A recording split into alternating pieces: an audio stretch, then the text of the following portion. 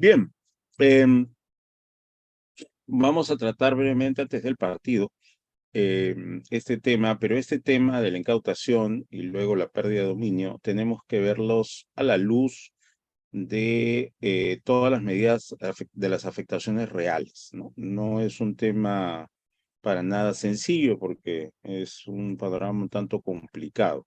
Tenemos básicamente dos ejes de trabajo. Uno es el tema procesal y el tema definitivo. Entonces, con las cosas relacionadas con el caso penal pasan ciertas situaciones en forma procesal, o sea, son cosas provisionales, son cosas que van a deshacerse una vez que acabe el proceso, y van a deshacerse no necesariamente por la liberación de los bienes, sino por su pérdida de dominio, ¿no? O también otros efectos jurídicos que vamos a analizar. Y luego tenemos que la incautación, que es un poco nuestro primer eje de trabajo. Hola Patricia Rally, gracias por tus palabras. Tiene a su vez dos fuentes, ¿no? Se trata de los objetos de prueba, que ustedes pueden ver en la primera tabla, en la última línea, y todo lo demás, ¿no? Todo lo demás que tiene, digamos, una naturaleza penal. Entonces, no voy a ver solo la incautación, que es una medida procesal, como pueden ustedes ver, sino todo el contexto de las afectaciones reales. Primero, tenemos el primer fin de afectación de la incautación, es la restitución del bien. Aunque ustedes no lo puedan creer, hubo personas torpes, muy torpes, que suprimieron la restitución del bien en 2007. El decreto legislativo 982 dijo que todo bien objeto del delito se decomisaba. Decomisar es pérdida de dominio. Y obviamente ustedes comprenderán lo absurdo de eso. O sea, si a mí me han robado mi carro, obviamente, ¿por qué el Estado tendría que quedarse con mi carro robado? ¿No? Eso es absolutamente tonto. Es obvio que mi carro, si me lo han robado, me lo tienen que devolver, ¿no? Eso es lo natural, la restitución que se llama. Pero el decreto legislativo 982 suprimió la restitución. Ahora, eso es doblemente grave, ¿no? Ese periodo entre eh, 2007, 22 de julio, que salió el decreto legislativo 982, y el 20 de agosto de 2013, en que se promulgó el decreto legislativo, perdón, la ley 30.076. Una cosa grave es eso, que el legislador fue lo bastante torpe como para suprimir la restitución del bien y dijo que todo objeto del delito era decomisado. Eh, y hay también un tema de otra torpeza, y la otra torpeza fue que nuestros jueces siguieron devolviendo o restituyendo los objetos del delito. Algún juez ya fallecido de los Andes del Perú me dijo que no, que en realidad los jueces del Poder Judicial peruano sí se habían dado cuenta de ello. Lo que pasa es que por respeto y por primacía del derecho constitucional de propiedad, ellos seguían devolviendo los bienes. Y bueno, yo tuve que decirle en una conferencia, casi me pega ese juez, que no era que los señores jueces del Perú se habían dado cuenta de la primacía constitucional del derecho de propiedad por encima de la torpe regulación que el decreto legislativo 982 hizo al modificar el texto del artículo 102 del Código Penal. Era que no lo habían leído, que no habían entendido lo que habían leído. Y la mejor prueba de ello era que no había control difuso, ¿no? O sea, los jueces a partir del 23 de julio de 2007 debieron decir que si bien el 102 me ordena decomisar, o sea, que el Estado se haga propietario de los objetos del delito, como en este caso el titular del bien tiene derecho a que le restituyan su bien, yo voy a inaplicar el 102 del Código Penal y voy a devolverle su bien por primacía del derecho constitucional a la propiedad. Pero no lo hicieron así, lo cual quiere decir, una vez más, que es que los jueces peruanos no era que hicieron proteger un derecho constitucional por encima de una defectuosa regulación legal, ni siquiera entendieron que había cambiado la norma, ¿no? A mis alumnos siempre les traigo a colación eh, una serie televisiva de los años 60 que creo que aquí al Perú no llegó a llegar, no llegó a venir esta serie en los 60, creo que vino en los 70 a nuestro país. Esta serie se llama Hechizada, ¿no? Era la historia de una brujita que quería vivir su vida normal porque se había enamorado de un ciudadano norteamericano común y corriente, y por esa razón esta señora, digamos, colgó la escoba para vivir una vida de ama de casa. ¿Qué pasó con el primer protagonista? El primer protagonista tuvo una caída en uno de los programas y fruto de esa caída se golpeó la espalda tan severamente que tuvo que tomar potentes analgésicos y eso no solucionaba sus problemas. Así que el señor tuvo que abandonar los sets y dejarle la posta a otro actor para que éste asumiera, digamos, el rol del esposo de la brujita. Bueno, hubo el mismo problema con el 102 del Código Penal. Nadie se dio cuenta, nadie se dio cuenta. Cambió el protagonista masculino y nadie se dio cuenta. Claro, la atención era obvio, estaba centrada en la brujita, ¿no? En Elizabeth Montgomery. Ella era la verdadera reina del programa, pero de todas maneras, ¿no? Que cambie el protagonista y nadie se dé cuenta. Ya, algo igual con el 102. Cambió el 102 y los jueces peruanos no se dieron cuenta. Una vez más, no era que nosotros quisimos hacer control difuso, porque hubieran hecho pues control difuso y no lo han hecho, nunca lo han hecho, simplemente no entendieron el cambio de la norma, ¿no? Y eso es grave, ¿no? Que un juez no entienda lo que lea, ¿no? En fin, en fin. Bien, entonces ahora depende, mis queridos doctores, de ese objeto del delito. Puse un ejemplo, ¿no? Que si yo fuera propietario de un automóvil, me lo roban, obviamente ese automóvil es objeto del delito. Bien. em, y otra clase de bienes, por ejemplo, es el caso de los bienes contrabandeados, en el caso del contrabando. Y ahí hay una diferencia, ¿no es cierto? ¿Cuál es la diferencia? Eh, la laptop, que es objeto de un hurto, el automóvil, que es objeto de un robo, son bienes de propiedad particular. Cuando los bienes delictivos son de propiedad particular, lo que corresponde, lo que ven ustedes en la tabla, es la restitución del bien. Pero si el agraviado del delito es el Estado, entonces esos objetos del delito, por ejemplo los bienes de contrabando, no pueden ser restituidos. Lo que hay que hacer con estos bienes es decomisarlos. Entonces, em, ya se ha hecho tradición, ¿no? En el caso de bienes contrabandeados, que la SUNAT los saca a remate. O sea, ya los nacionaliza, regulariza su presencia en el Perú y luego los da en venta, ¿no? Los da en venta porque ya es el nuevo propietario, eso es pérdida de dominio. El Estado es el propietario de los bienes sujetos de contrabando.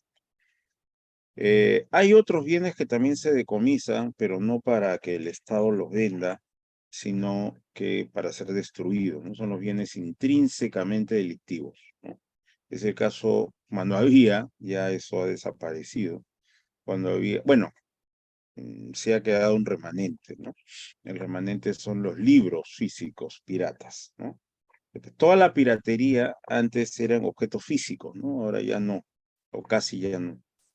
La música pirata, ¿no? Entonces, hace varios años la música se distribuía en unas circunferencias llamadas discos compactos, y esas cosas que portaban música había que se compraban, se vendían, se poseían, ¿no? Entonces había gente que vendía estos discos compactos. Probablemente si hay jóvenes entre los que me escuchan dirán que Cuernos es un disco compacto, ¿no? No lo saben. Ya, por ejemplo, ninguna computadora moderna trae una unidad de discos, ¿no? Eso es una reliquia arqueológica. Pero antes en discos compactos se transmitía películas y música. Y la piratería eran esos objetos físicos, ¿no? Que portaban las películas y la música. Ahora ya no, ahora con el streaming eso es una cuestión del pasado, ¿no? Pero cuando había películas físicas, que uno las compraba en discos compactos, y música, que uno las compraba en discos compactos, obviamente lo único que había que hacer con eso es su destrucción, ¿no? No quedaba otra.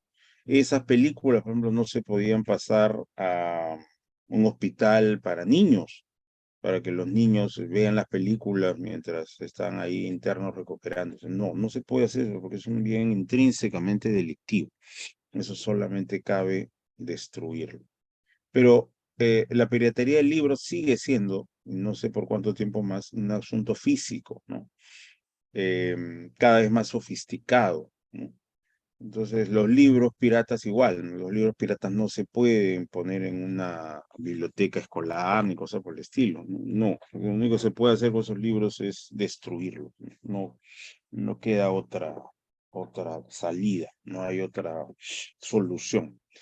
Em, Así que sí, se decomisan, o sea, hay pérdida de dominio de esos bienes, pero no para su uso, no para su venta o remate, sino para su destrucción.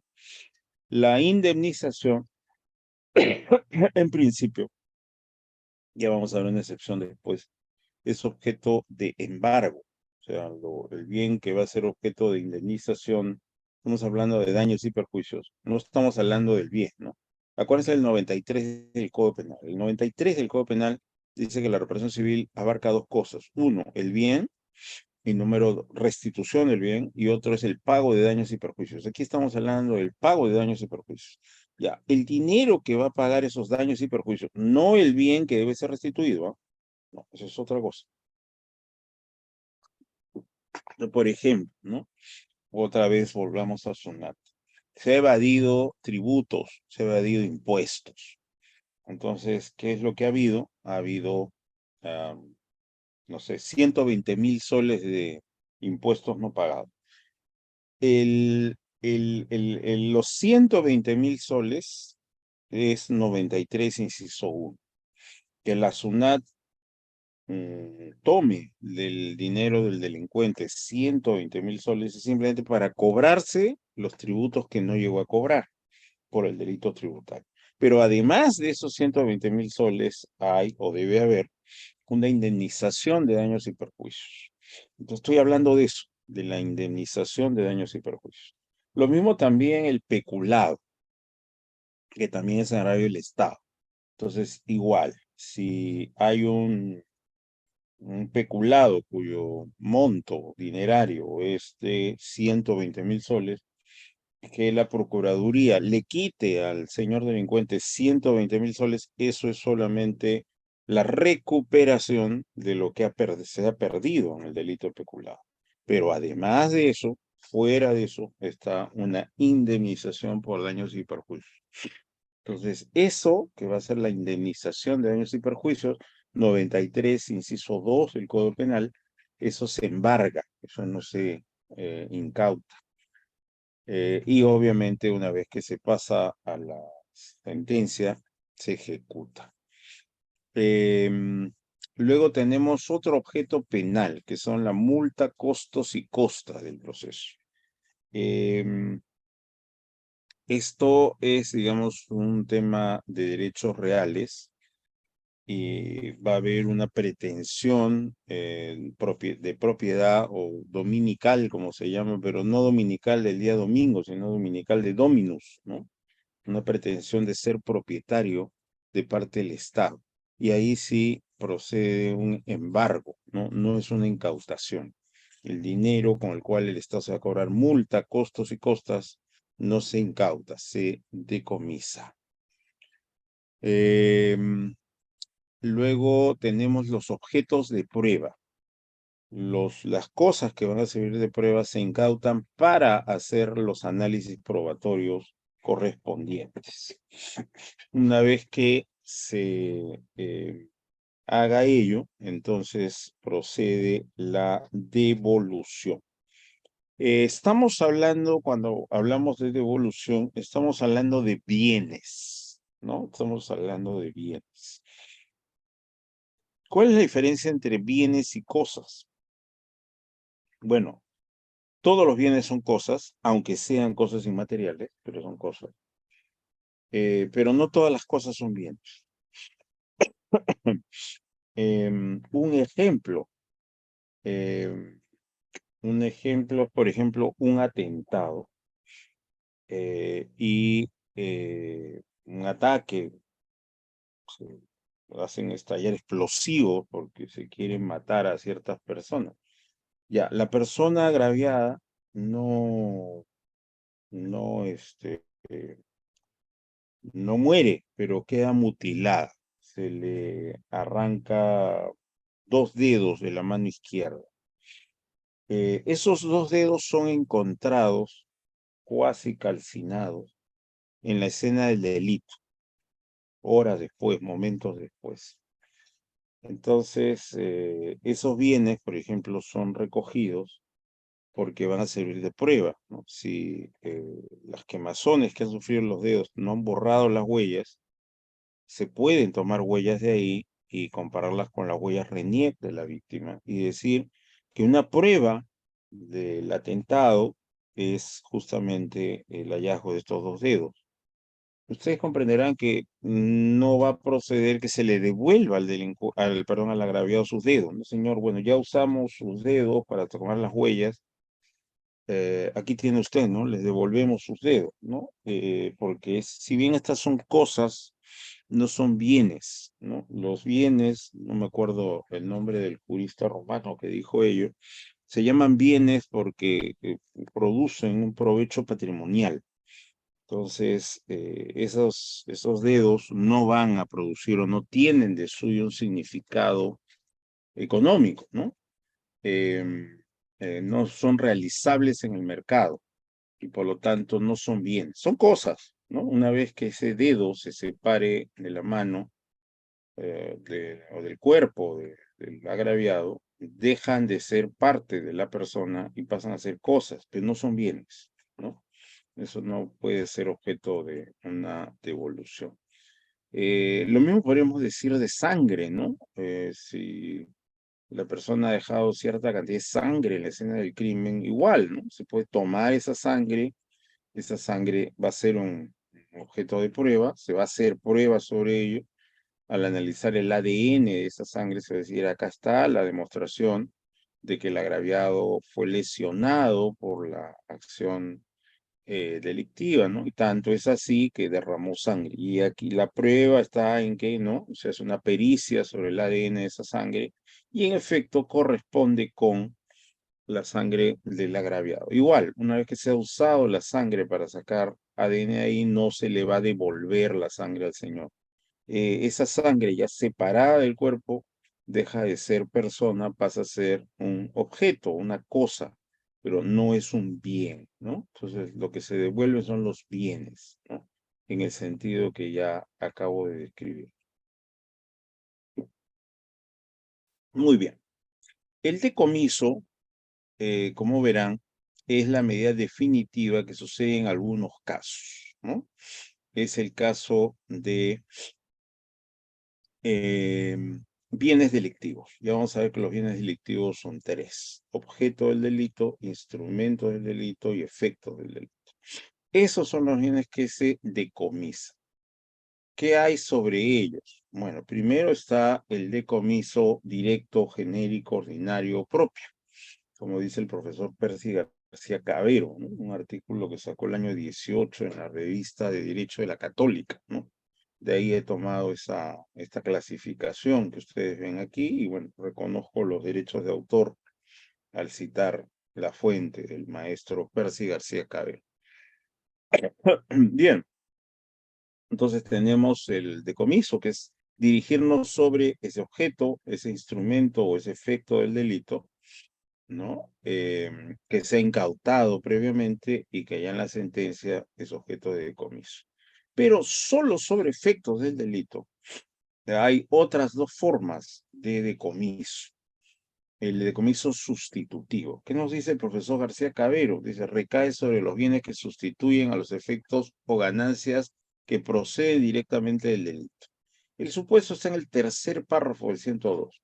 Cuando los efectos o ganancias del delito se hayan mezclado con bienes de procedencia lícita, procede el decomiso hasta el valor estimado de los bienes ilícitos mezclados, salvo que los primeros hubiesen sido utilizados como medios o instrumentos para ocultar o convertir los bienes de ilícita procedencia, en cuyo caso procederá el decomiso de ambos tipos de bienes. Es el 102, tercer párrafo.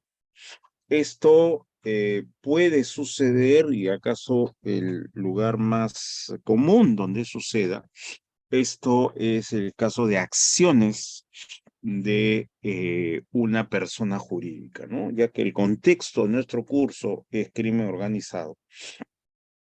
Justamente en crímenes organizados esto suele suceder en el accionariado. Hagamos una precisión sobre la expresión, la manera de decir. La manera de decir común, una persona se refiere a, a otra persona jurídica, y los demás nos referimos a esa persona en relación a la persona jurídica con la idea y la palabra de propietario. Esta empresa es de propiedad del señor fulano. O el señor fulano es propietario de tal persona jurídica. No es así, ¿no? No es así. Esa expresión es incorrecta. Lo que está previsto, ¿no es cierto?, es el tema de propiedad sobre las acciones o participaciones de la persona jurídica, pero no es dueño de la persona jurídica. Las personas no tienen dueños, por lo menos desde Ramón Castilla. No puede haber personas que sean propietarias de otras personas, eso no es dable. Entonces uno puede ser titular de las acciones o participaciones de la empresa, pero no dueño de la persona jurídica, ¿no? Entonces, ¿de qué estamos hablando? Estamos hablando que el capital de la persona jurídica está integrada por varios propietarios del capital, no de la persona jurídica, no del capital de la persona. Y esto es por sus participaciones en el accionariado o en las participaciones de la persona jurídica. Entonces, tenemos que una determinada persona jurídica está integrada por alguien, o el capital, mejor dicho, está integrada por alguien que ha puesto el 60% del capital social, y luego tenemos que hay otra persona ha puesto el 20% y otra más el 20%, ¿no? Entonces ahí tenemos que el patrimonio de la persona jurídica está mezclado. Ahí hay aportes que el que ha puesto 60% ha puesto un 60% de origen ilícito. Y esto se opone a que el otro 40% es de titularidad de personas que han actuado de buena fe y que han puesto dinero limpio en ese patrimonio, ese capital de la persona jurídica. Entonces ahí hay que hacer un matiz. ¿Ahí es posible hacer la separación? Sí. Y en ese caso procedemos con el decomiso directo, genérico, ordinario propio. Lo que se va a decomisar es ese 60% de la participación o de las acciones de la persona jurídica. No se va a decomisar todo el capital de la persona jurídica. Y no hay problema. Simplemente ahí se cambia. El titular de ese 60% deja de ser el delincuente y pasa a ser el Estado el propietario. Ya el Estado se supone, dado que la actividad empresarial del Estado está limitada por ley, se supone que es una excepción, ¿no? No se supone que lo ordinario es que el Estado sea empresario. y el Estado seguramente procederá a la venta de ese 60% para que un capital privado se haga titular de ese 60%, ¿no? Es lo que ha pasado con América Televisión. Lo que sucede es que ahí todos los accionistas han sido delincuentes y por esa razón el decomiso ha sido del 100% de las acciones, ¿no? Ahí está ah, circulando a propósito del comienzo del juicio, de un juicio de Alejandro Toledo. Algunos torpes han señalado que ahora, qué miedo, Alejandro Toledo va a cantar hasta la Traviata en Do mayor. No, porque el caso tiene que ver con una empresa brasileña de construcción de una autopista. No tiene que ver con el tema del canal de televisión, América Televisión. No, no tiene que ver con eso. Tal vez en otro proceso sí podrá haber alguna mención al respecto, ¿no? Se dice por ahí que la transferencia de las acciones, una vez que el Estado se hizo propietario de las acciones de América Televisión, de la familia Cruzillat, hacia capital privado, no habría sido del todo transparente, ¿no? Pues eso solamente es un trascendido, ¿no? ¿Qué tal, José Luis? ¿Cómo estás? No tenemos, digamos, una información cierta, objetiva, comprobada sobre el tema, ¿no? Simplemente es un rum rum que está corriendo. Bien, entonces, ahí, por ejemplo, en un accionariado es perfectamente posible hacer la división porque está una cantidad de porcentaje específicamente determinada y por lo tanto ahí procede el embargo directo genérico ordinario propio. Algo que no está reconocido o por lo menos no es tan fácil inscribirlo en registros públicos, pero que debería a los derechos reales le repugna que existan cosas así, pero podría haberlo, ¿no? Podría haberlo. Es, por ejemplo, la compra colectiva, la copropiedad de una camioneta. Entonces son tres amigos, ya pongamos tres amigas, y estas tres amigas, cada una de ellas no tiene dinero pues para comprarse una camioneta 8x8 full equipo, último modelo. Entonces deciden entre las tres juntar su dinero y las tres comprarse la camioneta. Eh, como dije, puede haber dificultades a nivel de derechos registral. En derecho registral, sí, cómo se escribe eso, puede haber ciertas dificultades. Pero en derechos reales el asunto es clarísimo, sí está permitido. Repito, al sistema jurídico no le gusta eso.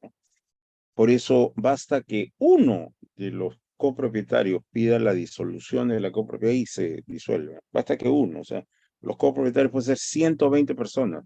Ya, basta que uno de esos 120 diga, bueno, yo ya no quiero seguir con esta copropiedad, quiero que se dividan las participaciones, entonces, y se procede, ¿no? No tiene que ser la mayoría ni todo, al contrario, repito, basta que uno lo pida y se acabó porque al derecho le repugna que exista la copropiedad. Es difícil de administrar, difícil de manejar, difícil tomar decisiones, es súper complicado.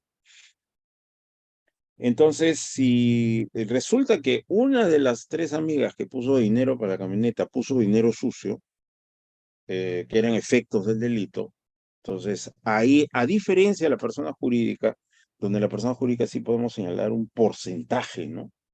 Este señor que ha puesto dinero sucio en el capital de esta persona jurídica ha puesto pues el 37.9%. Y eso es tan sencillo como agarrar el capital, dividirlo en 100 partes iguales y bueno, 39.7% será lo que corresponde, ¿no? Pero un carro, ¿cómo hacemos eso? Un carro no se puede hacer. También podría suceder con tres amigos.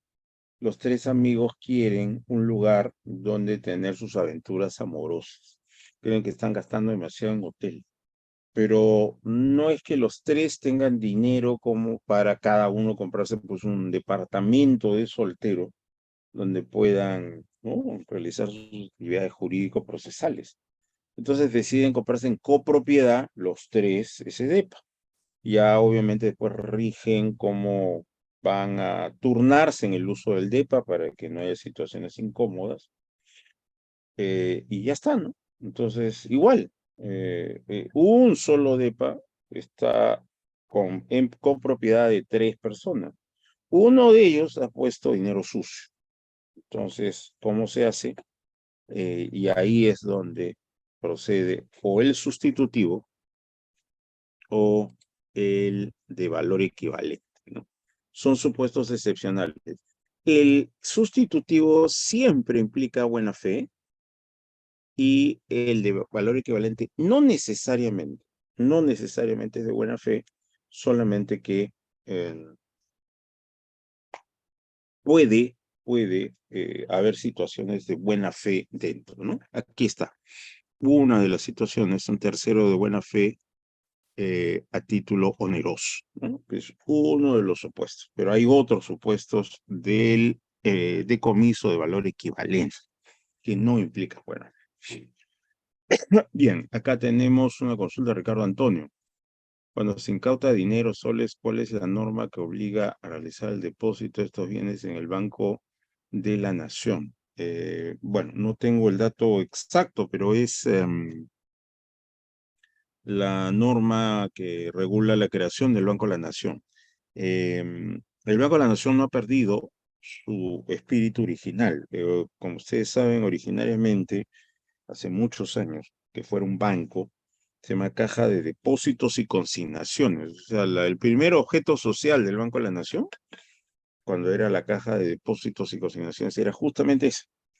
Tendríamos que ver las normas que rigen la creación y la regulación del Banco de la Nación, y ahí se ha mantenido eso, que sigue siendo la Caja de Depósitos y Consignaciones, y además, se le ha dado, ¿no es cierto?, ¿no?, funciones de banco, ¿no?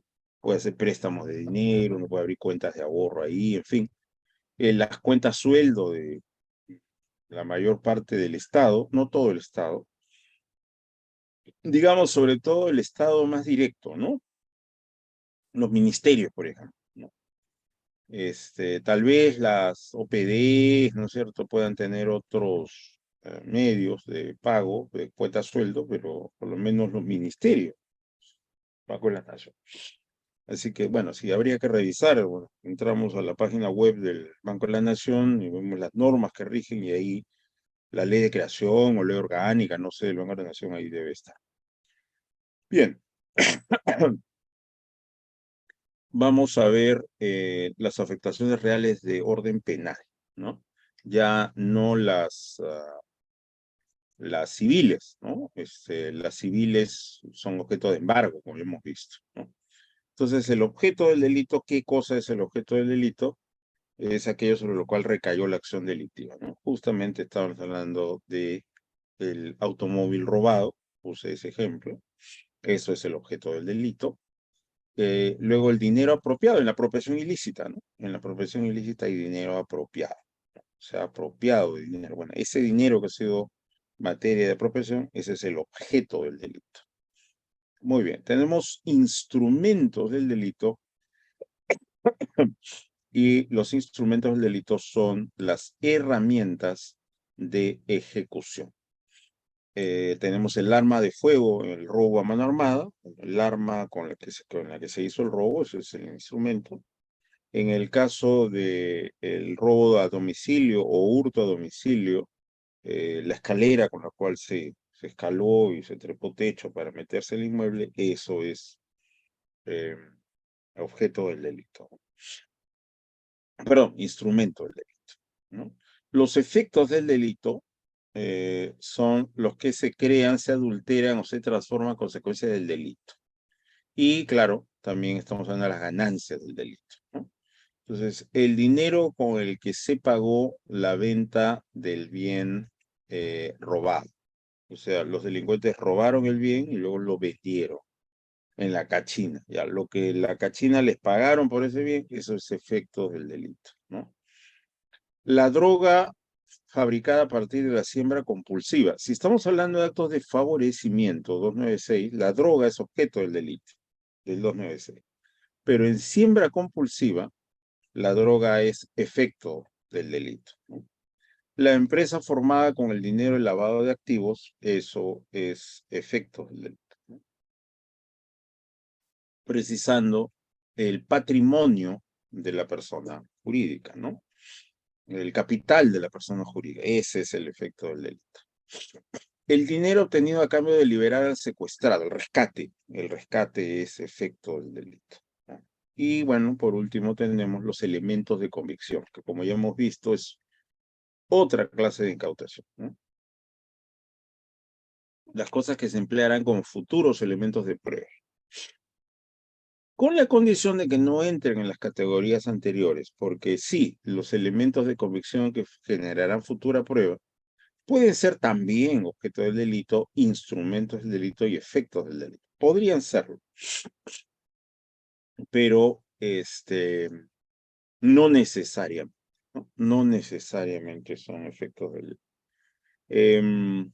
Es cierto dinosaurio, gracias Abel Romero por tu palabra, cierto dinosaurio del derecho penal acaba de escribir o acaba de publicar un libro sobre incautación y pérdida de dominio, un libro bastante grueso por lo que puedo ver.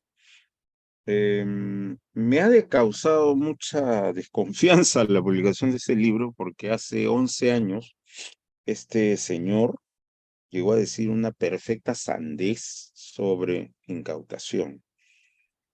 Como siempre afirmo yo, es bien probable que nosotros como litigantes, y eso incluye a los fiscales, ¿eh? Eso incluye a los fiscales no se libran, los fiscales son litigantes también.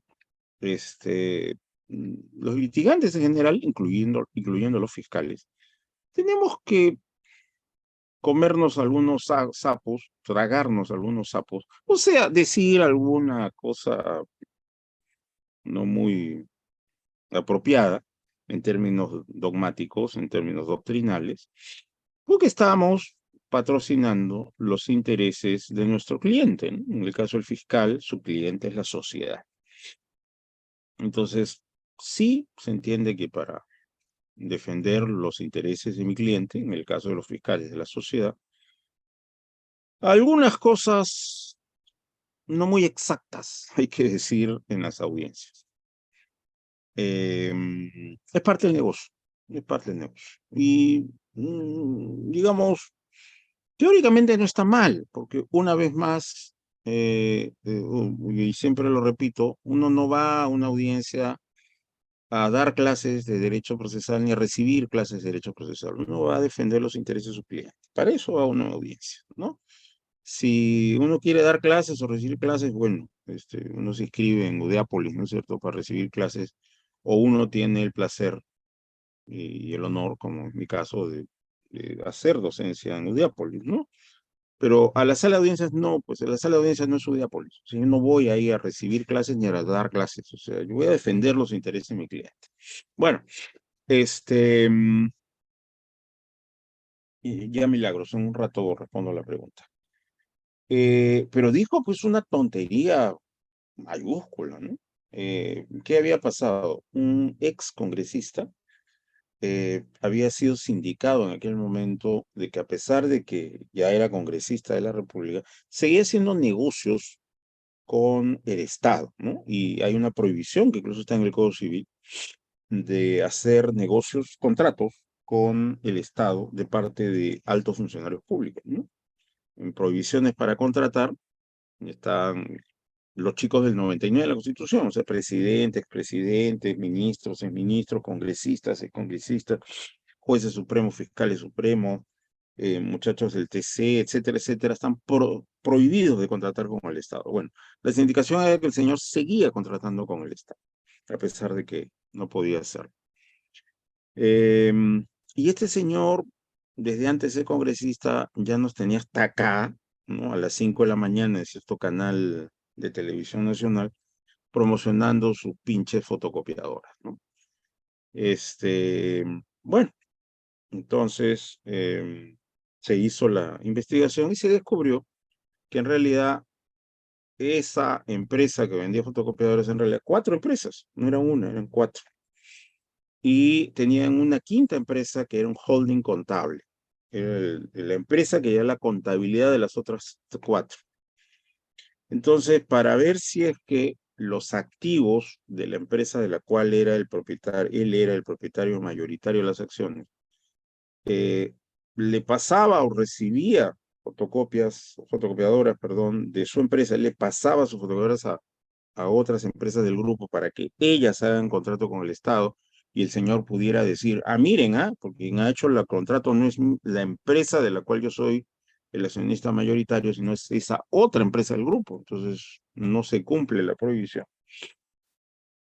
Para ver si eso sucedió o no, justo se requirió a la quinta empresa, el holding contable,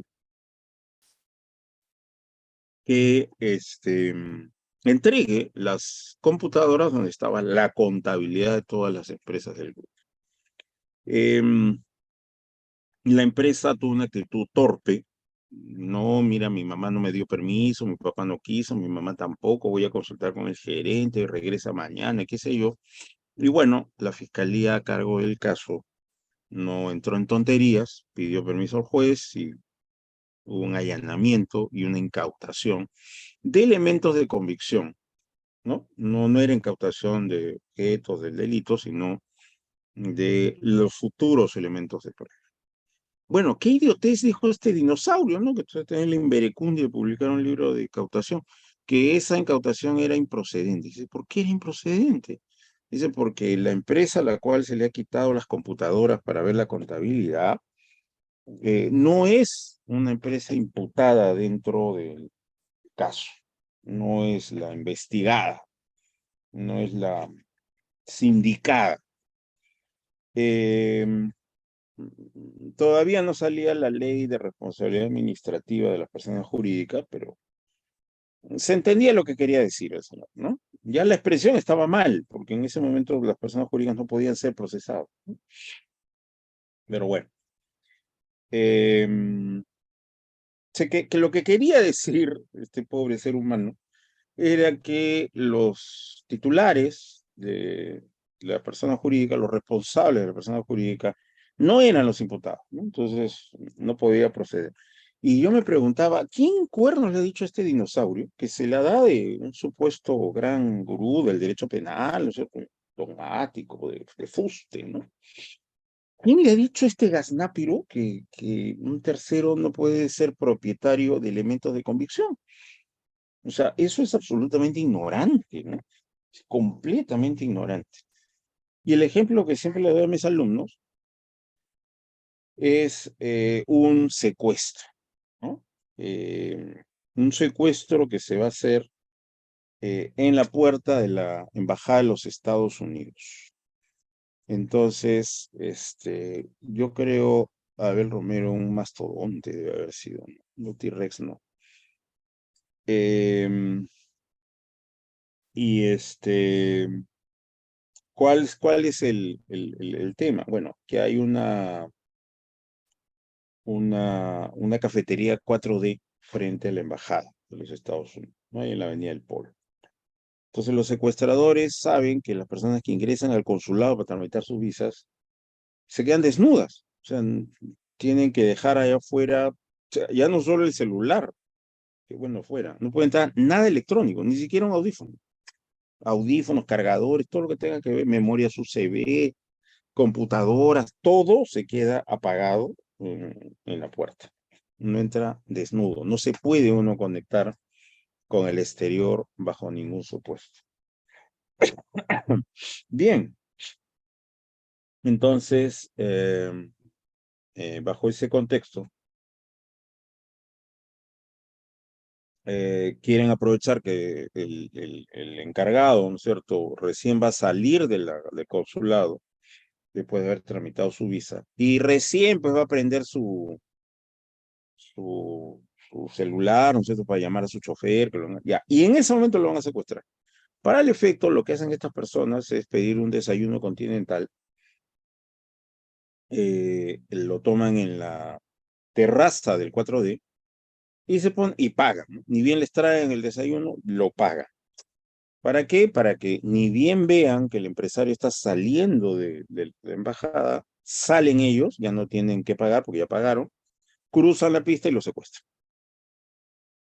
Y en efecto, eso es lo que sucede, ¿no es cierto? O sea, ven a la persona que está saliendo, recién está prendiendo su celu para avisarle a su chofer que venga a recogerlo, y allí estas personas salen, ¿no?, en tropel, cruzan la pista, lo aprenden y mientras tanto el otro está dando la vuelta con la camioneta y se lo lleva, ya está.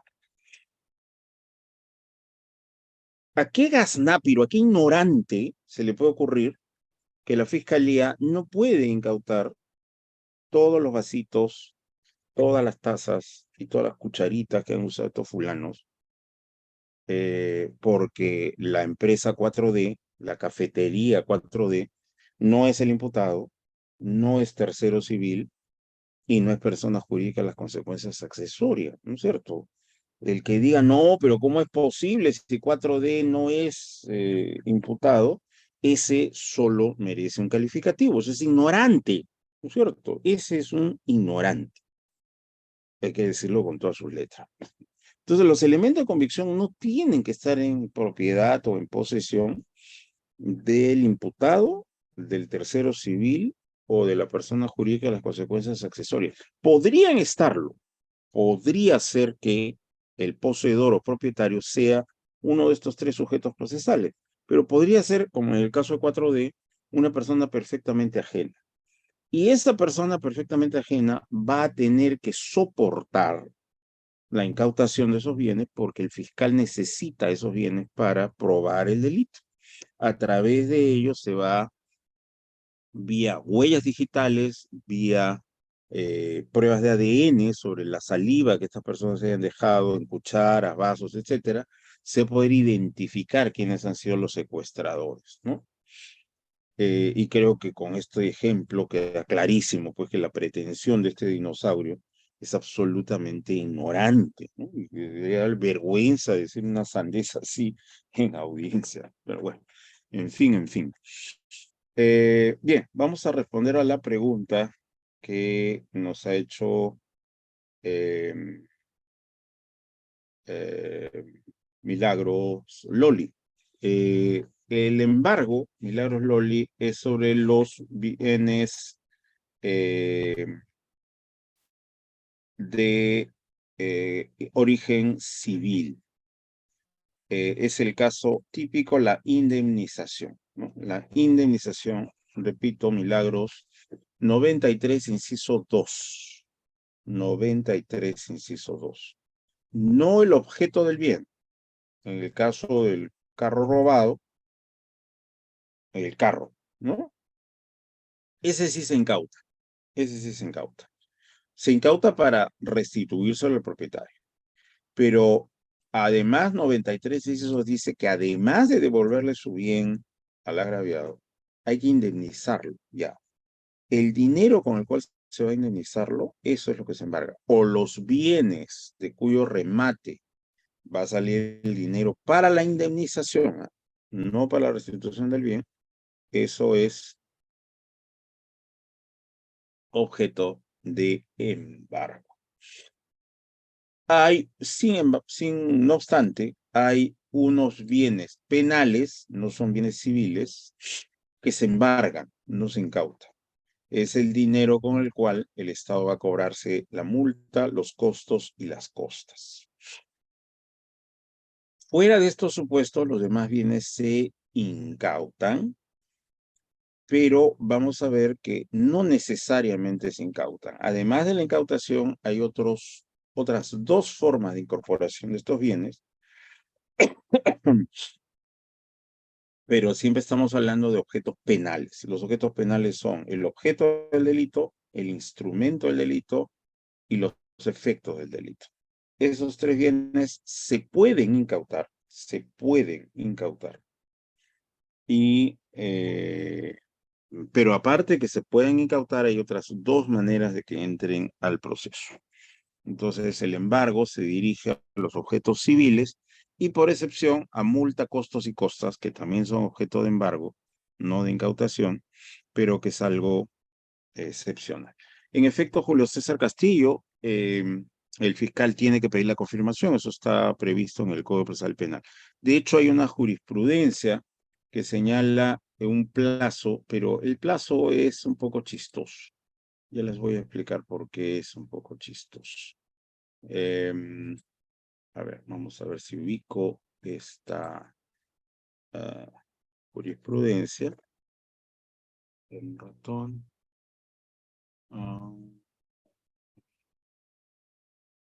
Sí, es la casación 231-2011, Madre de Dios, que dice que el plazo para que el fiscal pida la convalidación de la incautación es 2 días. ¿Por qué digo que es chistoso?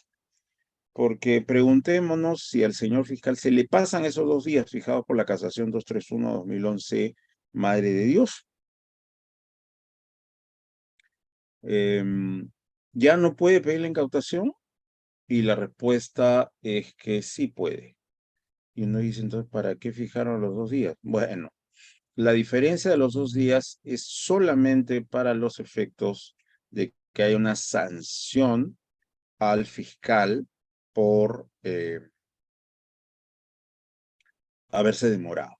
Pero que puede pedir la incautación, sí lo puede pedir. 144, inciso 2. El 144, inciso 1 dice que si la ley da un plazo y a la parte procesal se le pasa ese plazo, lo siento, ya caduca lo que pudo haber hecho. Pero si uno es fiscal o juez, así se le haya pasado el plazo, uno puede hacerlo, ¿no? Entonces, por ejemplo, el señor juez da 15 días al fiscal para que el fiscal decida si archiva la diligencia plenaria o se formaliza. O le da 15 días para que el señor fiscal presente su acusación o su requerimiento de sobreseimiento. Ya, pasan más de los 15 días. ¿Puede el señor fiscal presentar o hacer, perdón, su formalización? ¿Puede el señor fiscal presentar su acusación? Sí, igual lo puede hacer. 144, inciso 2. Si se le pasa el plazo a un juez o a un fiscal, de todas maneras puede hacerse el acto procesal, solamente hay responsabilidad disciplinaria por no haberlo hecho dentro del plazo señalado, ¿no? Así que con eso respondemos la pregunta de Julio César. Muy bien. Le habíamos estado diciendo a Milagros Loli que había otras formas,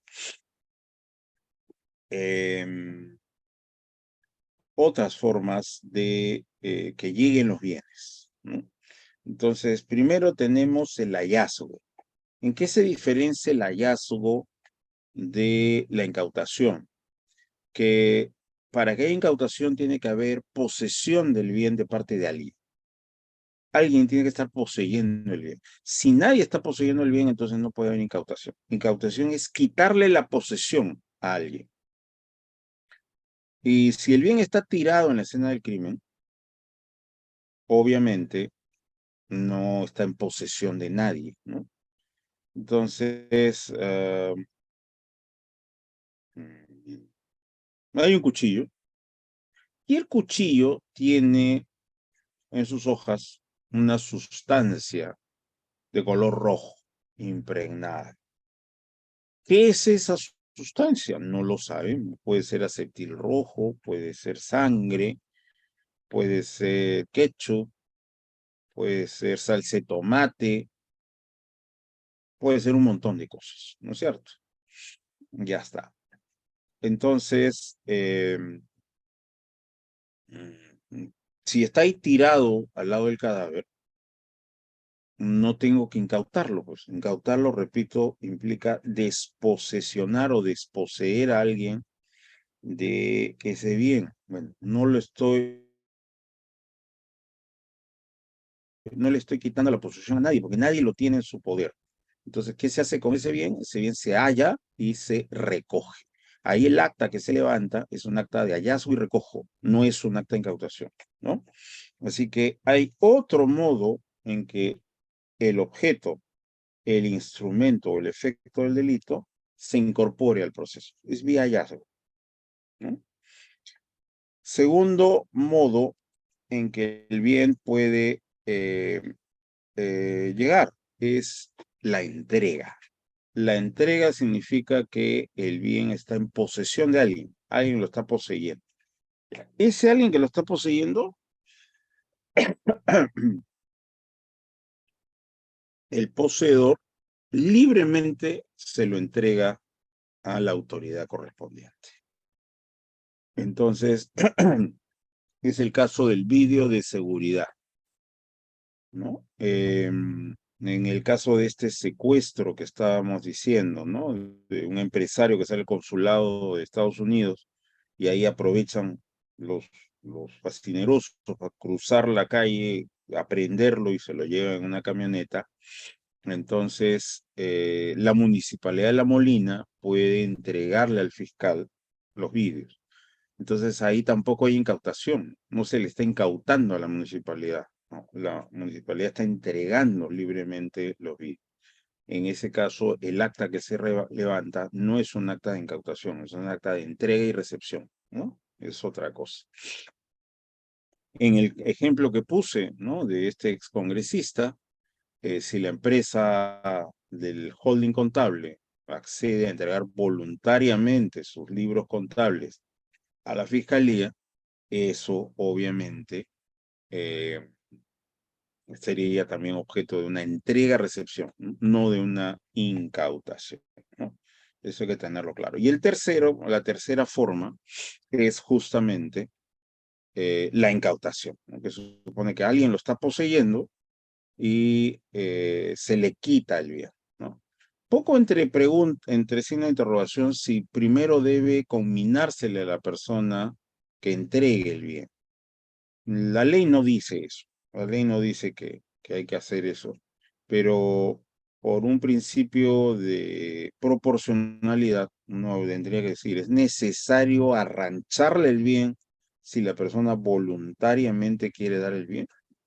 No parece eso ser necesario. En algunos casos puede ser necesario para efectos de que la persona no manipule el bien, ¿no?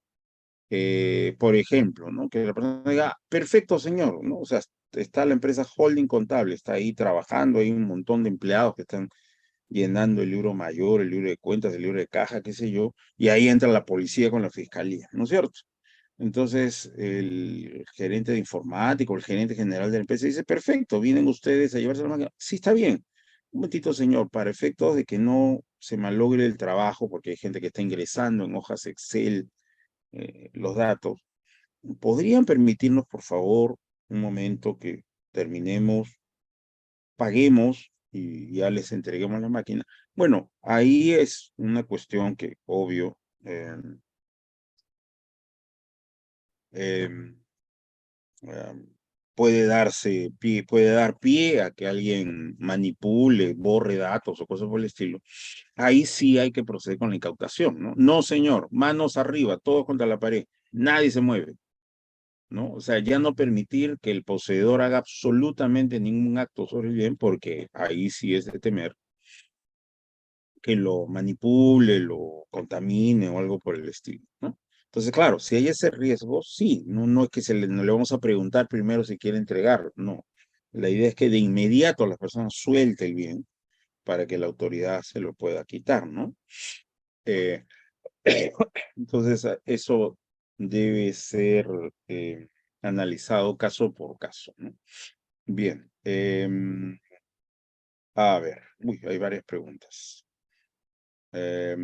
Abel Romero, en una decisión incompatible realizada por la autoridad municipal, ¿cuáles serían los elementos de convicción? Bueno, depende, Abel Romero, eso es caso por caso. No hay un listado de elementos de convicción posibles en cada uno de los supuestos, ¿no?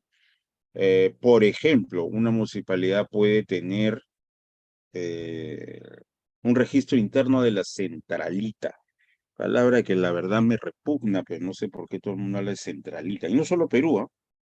Es parte del castellano común. Centralita, qué nombre tan guachafo. Bueno, algunas municipalidades tendrán pues centralita, como dicen los guachafos. Si tienen centralita, un elemento de convicción podría ser el registro, la bitácora de la centralita que registre que tal funcionario pidió línea externa para comunicarse con la persona jurídica que iba a ser favorecida por la negociación incompatible, ¿no? El beneficiado de la negociación incompatible. Entonces, ahí será elemento de comisión eso, ¿no? La bitácora de centralita. Pero si no hay centralita o si es que la persona no usó, pues obviamente su línea fija de la municipalidad, sino que usó su cel o un teléfono público, no sé yo, entonces ahí obviamente no lo será, pues, ¿no? Si es que las acciones de interferencia del que hace la negociación incompatible, los actos de interés, han sido filmados, por ejemplo, por otro trabajador de la municipalidad que es el denunciante, ¿no? Este señor, al darse cuenta de que en la sección, la oficina, la dependencia donde iba a haber la acción ilícita, ha habido visitas infrecuentes e innecesarias del funcionario que está haciendo la negociación incompatible. Entonces puede ser que esta persona, cada vez que el funcionario autor del delito ingresaba a las oficinas, se lo ponía a filmar, ¿no? Y entonces ahí será un elemento de convicción eso, ¿no? El señor ha venido hoy día 3 veces para hablar con tal funcionario y tal funcionario. ¿Para qué? ¿Es de otra oficina o es una oficina superior? En todo caso, este funcionario superior tendría que haber hablado con el jefe de la oficina, pero no con los subordinados de la oficina, ¿no? Y ahí podría ser un elemento de convicción. Nunca hay, Abel Romero, una lista única de elementos de convicción. Eso hay que verlo caso por caso, ¿no? A ver, el Código Jurídico Yatance dice, usted ha indicado que en caso de el plazo del magistrado, dicho plazo resulta inaplicable y está en aplicación, contraviene el derecho de igualdad, pero previsto en la Constitución. Em, mm, bueno, no dije inaplicable, dije que el vencimiento del plazo no limita al fiscal, ¿no? No limita al fiscal. Es más bien, estudio Yatance, el caso este de la chilindrina con el chavo en el patio 2 de la vecindad por el perrito, ¿no? El chavo le pregunta a la chilindrina, ¿no? Y ay, qué bonito estos perritos. ¿De qué raza son? ¿El grande o el pequeño? El grande, es labrador. El pequeño también. ¿Se comen toda su comida? ¿Cuál? ¿El grande o el pequeño? El grande, sí. El chiquito también. Ya, ¿y se portan bien? ¿Cuál? ¿El grande o el pequeño? El grande, sí. El pequeño también. Oye, ¿para qué me preguntas si el grande o el pequeño, si al final me das la misma respuesta para los dos? Ah, es que el grande es mío y ahí el pequeño también. Bueno, pregunta. El señor fiscal tiene 2 días para solicitar la convalidación de la incautación.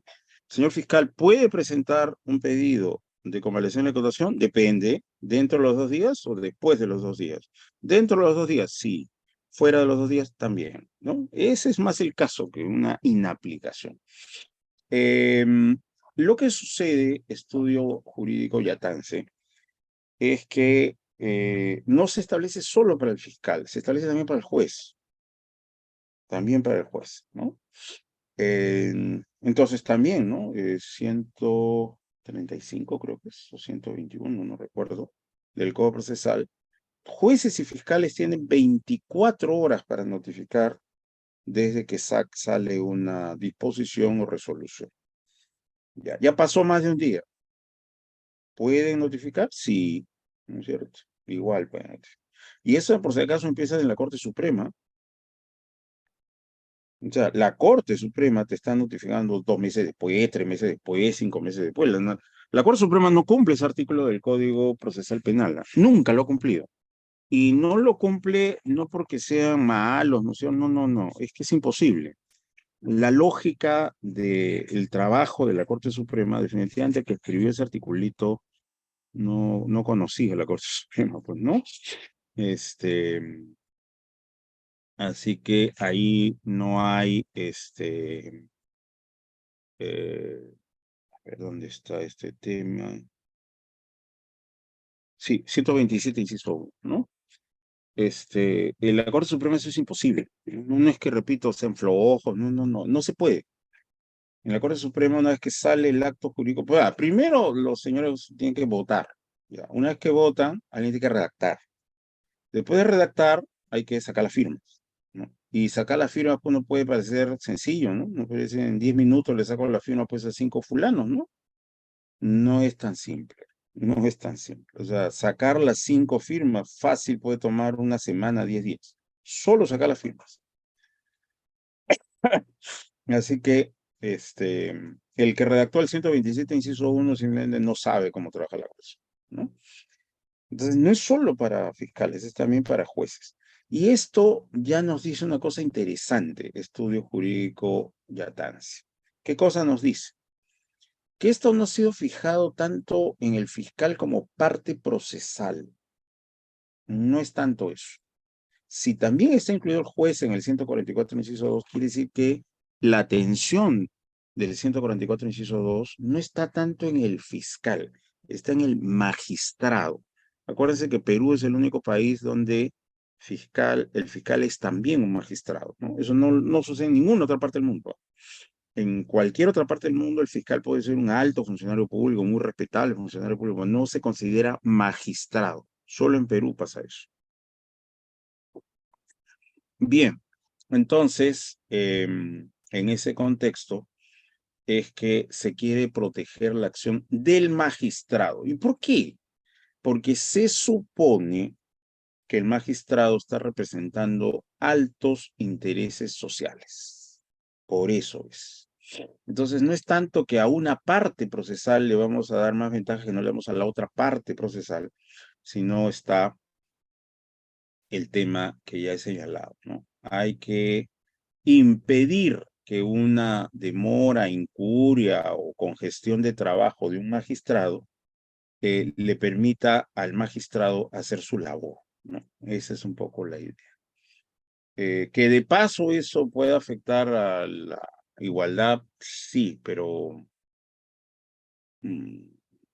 tendríamos en todo caso que cuestionar el 144, inciso 2, solo en la parte del fiscal, ¿no? No en la parte del juez. Porque uno puede reclamar igualdad procesal ante el fiscal, pero no ante el juez. El juez no es mi contraparte igual. El juez es la autoridad, ¿no es cierto? Entonces habría que hacer esa distinción. Y no olvidemos, 159, inciso 4, en la investigación, la autoridad es el fiscal, ¿no? O sea, fuera de la sala de audiencias, la autoridad es el fiscal. El fiscal fuera de la sala de audiencias no es mi contraparte igual a mí, es la autoridad.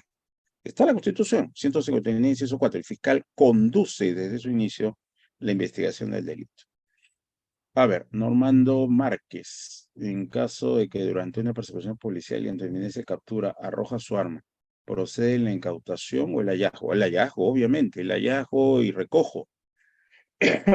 Ya no tiene el arma, entonces, ¿qué cosa le voy a quitar si ya no lo tiene consigo? Ahora, por supuesto, esta acta de hallazgo tiene que ir acompañada de el hecho de que este señor procesado haya arrojado el arma. Esto, lo ideal sería demostrarlo con un vídeo, ¿no? Pero no siempre están las condiciones pues, para que alguien pueda filmar. No porque no haya una cámara, porque, repito, eso se hace con el celular, no tengo que llevar una cámara de $50,000 para filmar. O sea, con mi celular puedo filmar. Pero obviamente, si estoy corriendo detrás del procesado que escapa, no puedo, pues, con una mano tengo el arma y con la otra lo voy a estar filmando, ¿no? Eso es imposible. Pero sí, tendría que haber algún acta en que el policía dé cuenta que el señor a la tal altura arrojó el arma. No es lo mismo que la arroje al agua que la arroje al piso, al gras. Uno, dos, no es lo mismo cuánto tiempo se tarde en recoger el arma. En algunos casos, pero muy excepcionales, pero puede haber, ha sucedido ya. Si se recoge el arma de inmediato del agua, todavía se encuentran huellas. Todavía se encuentran huellas. Depende también, ¿no? Las huellas, digamos, cómo se hayan impreso en el arma, ¿no? Si se trata de una mano, digamos, limpia, higienizada, probablemente sí. Las huellas van a desaparecer pocos segundos después que el arma se sumerja en el agua. Pero si, digamos, la mano está especialmente grasosa o sucia, eh, todavía por algún tiempo, si no pasa mucho, se puede sacar el arma y todavía habrá la huella, ¿no? Con eso se corrobora, pues. O sea, es el señor el que tenía en posesión el arma, porque está su huella. Así que ese sería el caso, ¿no? Como digo, si no se puede filmar, que casi nunca se puede filmar, entonces trabajar con un acta, ¿no? Que dé cuenta de eso. Em, Luis Mendívil, no, lo que pasa es que se trata de si le quito el arma. No puedo hablar de incautación si no le quito el arma. Si no le estoy quitando el arma, no hay incautación ninguna ahí, ¿no es cierto? Así que es otra situación. Me puede más o menos ser claro que el señor arrojó el arma, pero no le estoy quitando el bien. Si no hay ese acto de quitarle el bien, de desposeerlo del bien, no hay incautación. Incautación es eso, es quitarle. Si no, no hay ninguna incautación. Abel Romero, si yo aporto audio, vídeo que aporta una investigación, ¿qué elementos tipificaría? No tipificarían. Entregarle vídeos donde conste un delito no es delito, porque tipificar significa convertir en delito. No, darle a las autoridades audios o vídeos que ayuden a esclarecer un delito no es un delito, así que no, Abel no puede tipificar nada, ¿no? Felizmente, ¿no? Porque si no, ¿qué sería? Un vecino que filma, ¿no es cierto? Resulta que si entrega el bien le van a tipificar un delito, no pues, o sea, ningún vecino entregaría un vídeo que ha filmado con su celu desde la ventana de su casa, ¿no? Eso no. A ver, ¿es correcto valorar en juicio oral aquellos objetos y actas de incautación a los cuales no se ha realizado confirmatoria de la incautación? No, para eso sí tiene que hacerse la confirmatoria de la incautación, ¿no? Sí, sí lo tiene que hacer para esos efectos, para que valga. Pero el asunto es, oye, debió hacerlo hace 6 meses. Ya, pues, no lo hizo. Pues, bueno, que lo haga ahora, ya está, se acabó. A ver, Ignacio, una consulta. Si la jueza autoriza el desarraje de inmuebles con el fin de que se incauten documentos pertinentes a la investigación, ¿los documentos incautados son hallazgos? Si no son hallazgos, ¿por qué cadena de custodia dice hallazgo? ¿Por qué la cadena de custodia dice hallazgo? No, hallazgo, como ya le respondí a Luis Mendívil, hallazgo significa que nadie lo tiene en su posesión. Entonces, si yo entro y nadie está con esas cosas en la mano, no estoy incautando, estoy hallando esos bienes, ¿no? Ahora, el tema es, ¿cómo es que yo poseo bienes? Esa es una pregunta muy interesante para analizarla en el tipo penal de incautación, perdón, de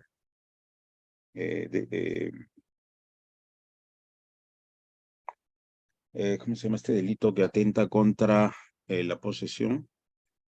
A ver, perdón, lo tenía en mi código, para un ratito. A ver, perdón.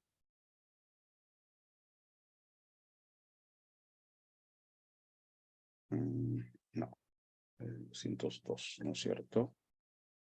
A ver, vamos a ver hasta el 202, que es el tipo penal que estamos buscando. Ah, Usurpación, ¿no es cierto? Para efectos de una usurpación, ¿no es cierto? Podría haber es interesante ver cuándo uno está poseyendo y cuándo uno no está poseyendo, ¿no? Eso es un tema súper interesante. Como ustedes saben bien, se trata de un tema de quitar posesión, ¿no?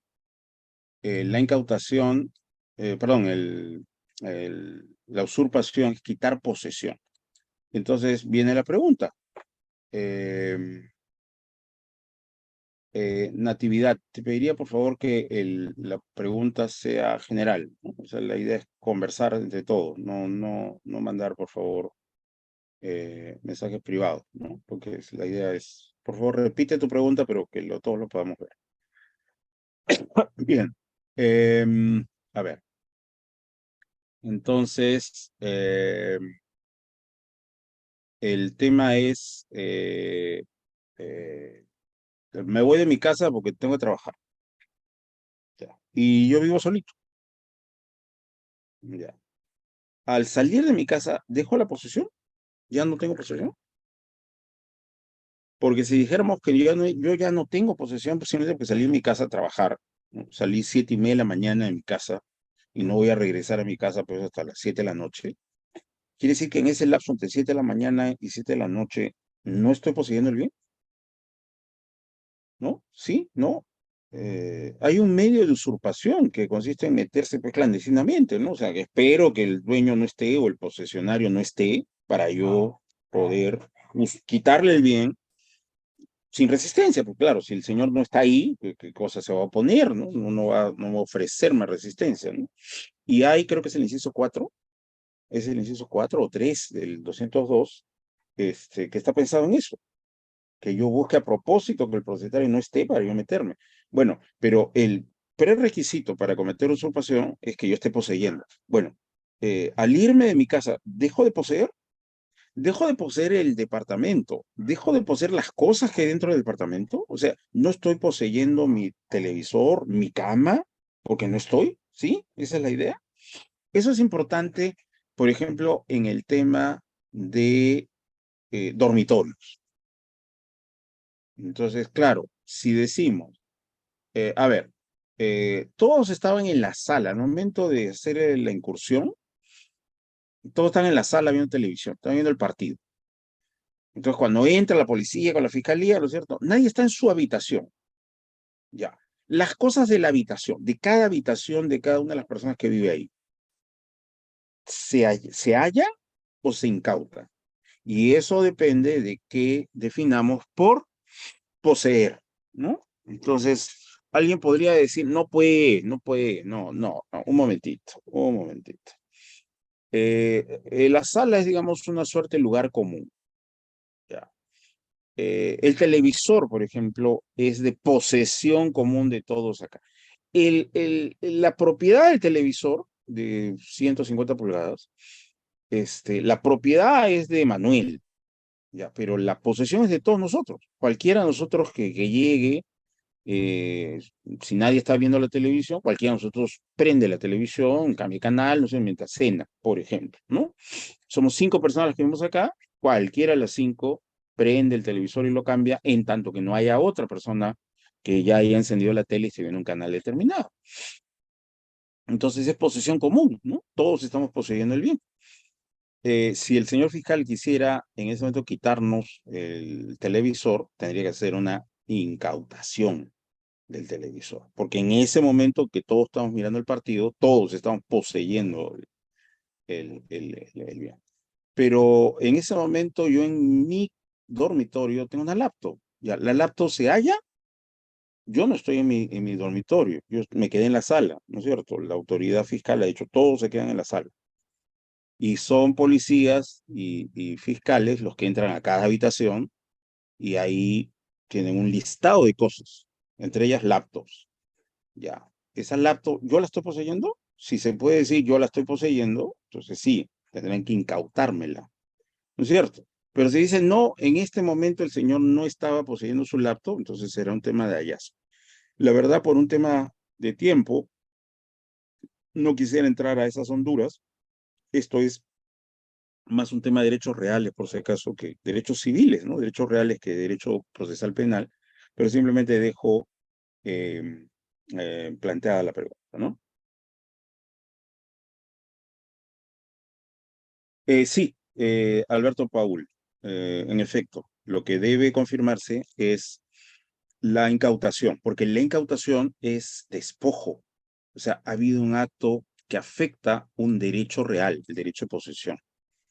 Y entonces, como ha habido la afectación a un derecho real, el juez tiene que bendecir en el nombre del Padre, del Hijo y del Espíritu Santo ese acto de despojo. Es un acto violento, ¿no? Casi violento. Pero si el bien estaba ahí, tirado en la escena del crimen, muerto de risa, ¿qué derecho de posesión estoy afectando? Ninguno. No tengo por qué tener la confirmación. Y si el poseedor libremente lo entregó, igual, ¿no es cierto? No, no hay por qué tomar una medida de esa naturaleza. Así que sí. A ver, Bringham López. Uy, pero eso lo explicamos hace bastante tiempo. De repente, Bringham, has entrado un poco tarde. En ese caso, te pedimos, por favor, que veas en diferido el vídeo, ¿no? Porque si no, tendríamos que repetir buena parte de la conferencia. A ver, se puede, a ver, Héctor, y se puede hacer un requerimiento de confirmatoria de incautación en regularización. En regularización, si te refieres, Rafael, a que se hace tarde, si a eso te refieres, sí, ya lo hemos dicho, 144, inciso 2. Abel dice, y ese detalle del fiscal y magistrado que menciona prevalece porque si usted y otros lo advirtieron, no se cambia. ¿Qué pasó? No, no entiendo bien. Ah, bueno, quien debe cambiar una norma es el Congreso, ¿ah? No, no, no, no son los fiscales los que cambian la norma, tampoco los jueces. Quien debe cambiar es el, bueno, si es que hay que cambiarlo. Yo creo que es una opción de política criminal. Me parece que es una opción. O sea, no es que se les pasó que para jueces y fiscales los plazos sean relativos. No, no creo que se les haya pasado. Creo que es un tema de, de una opción política criminal. Ahora, una cosa muy interesante, Abel Romero, y la cosa muy interesante es que nadie nunca ha dicho que el 144 inciso 2 valga para plazos de impugnación, por ejemplo. O sea, yo tengo 5 días para apelar, bueno, ya estamos en el día 7, ya igual apelo, pues no, no. Ahí ningún juez me va a aceptar eso. Es decir, disculpe, señor, usted ya 5 días, ya estamos en el día 7, se acabó, improcedente. ¿Y por qué es ello? Porque, y yo les había dicho, ¿no es cierto? El tema de esta exoneración de fiscales es en tanto que autoridad, no en tanto que parte procesal. Entonces, sí, si el juez me da 10 días para corregir una acusación, ahí se supone que yo debo obedecer los 10 días, ¿no? O 5 días, o 8. Bueno, no pueden ser 10 porque entre audiencia y audiencia no puede pasar más de 8 días. Estamos hablando de audiencia etapa intermedia. No solo las audiencias de juicio oral, también las audiencias de etapa intermedia no pueden tener más de 8 días. Bueno, si el juez me da 5 días para corregir, bueno, tengo que cumplir esos 5 días, ¿no? Entonces, es cuando el fiscal actúa como autoridad según el 159, inciso 4 de la Constitución, que funciona el 144, pero no como parte, ¿no? Y la mejor prueba de que como parte al fiscal no se le pasa eso, no se le perdona eso, es impugnación. Ningún fiscal va a poder impugnar diciendo, no, a mí no se me aplica el 144, o perdón, los 5 días para apelar, ¿ah? Yo puedo apelar cuando quiera, no, no, así no es. A ver, um, Pastor, cuando hay una incautación fiscal de equipos celulares y armas, ¿es necesario que el fiscal realice la confirmación judicial? Sí, sin la incautación sí. Confirmación judicial, el fiscal no solicita la audiencia al juez. No, ya, lo que pasa es que no puede usarla. Eso se llama inutilizabilidad, Fred Pastor. O sea, si el fiscal quiere usar ese material, tiene que pedir la incautación. Si no, no, no. Pero el tema es que dice, quiero usarlo de prueba. Uy, pero no pedí la confirmación. No, no hay problema, lo pido ahora. Ya está, se acabó. Listo el pollo. Tendría que hacerlo el juez de la investigación preparatoria, no importa qué etapa. Esto también ya quedó consagrado para prisión preventiva y prolongación de prisión preventiva, ¿no? ¿Quién hace eso? Lo hace el juez de la investigación preparatoria. Oye, pero estamos en juicio de apelación, ¿no? No importa, lo hace el juez de la investigación preparatoria, ¿no? Por competencia. Teófanes ya respondió la pregunta, no, no, el código habla solo de bienes incautados, ¿no? Eh, Error de manipulación de equipo. No, bueno, no sé, Natividad, también se sigue siendo un mensaje privado. A ver, no sé. Si hay posesión mediata. Lo que pasa, Teresa Cristán, es que posesión mediata se llama al tener un tenedor de la posesión, un servidor de la posesión. A eso se llama posesión mediata, en derechos reales, por si acaso. O sea, no es que posesión mediata es que yo me voy a mi trabajo, no, no, no. Posesión mediata es pongo un guardián. Estoy poseyendo a través del guardián. Entonces, no sé, yo vivo Huamanga y tengo un fondo, un predio en Huanta, ya. Ahí quiero hacer mi casa de campo en Huanta, ya. Pero en este momento yo no radico en Huanta, yo radico en Huamanga. Entonces, ¿qué hago? Contrato un guardián. El guardián está ahí por mí. Eso es posesión mediata en doctrina civil. No el hecho de que yo vivo en Huanta, pero me voy todos los días a Huamanga porque ahí trabajo. No, a eso no se le llama en derecho real de posesión mediata. Sí, sí, hay un tema, Reñero y Artu, que se dice que uno sigue teniendo posesión, pero el asunto no es tan claro, ¿no? O no en todos los casos, ¿no? Em, Artu, el tema es en qué momento dejo yo de tener posesión, porque hay otra figura que se llama el abandono. ¿Cuándo hay abandono? ¿Cuándo no lo hay?